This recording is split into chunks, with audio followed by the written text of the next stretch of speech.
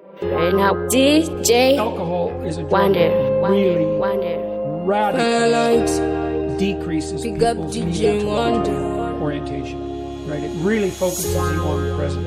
It makes you not care. And for pure hedonism, there's nothing better than not caring. Alcohol is a catastrophe on many fronts because of that. And a huge proportion of violent crimes, exploitative crimes, rapes, a huge of those are Maroba music. conducted between drunk people. Alina friends akanaka chirimwana mbike chikudona mkaka namoya zoro aishibaya kungekaka nematrafizo ndakugara ndakapaka kupenera chitsaka namoaina zera ndazozvidedzera nefunga takaona nemadrugs chapera fite nemakwedkamara chishopera nechinyeza pavundinova ndavakutizira namo ndine urombo noda kuti nsvike kupindi chirova dombo echijamusera ndakadhakwa nemusombo andapana mutsvene saka nditake nematombo makutodhonga tamu ndinodawo better life ndosvika kupishwera vanhu mari ndine knife ndazvainza wakafa vanotaura tonolize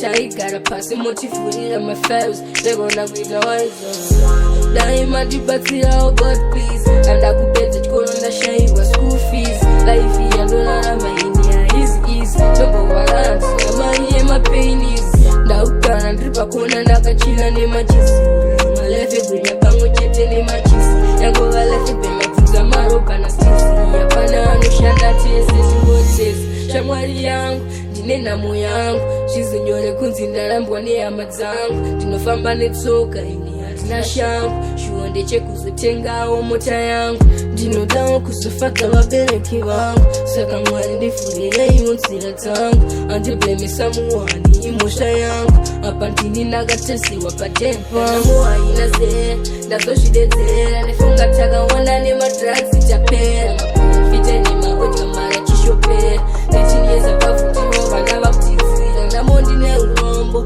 noda kuti nsvike kupindi chirova dombo echijamusera ndakadhakwa nemusombo andapana mutsvene saka nditake nematombo makutobvunga tamu daimandibatsirawo god please andakupedza chikoro ndashayiwa school fees ndaifirandorarama ini haisi ndombohwara ndina mari yemapeni Maroba music.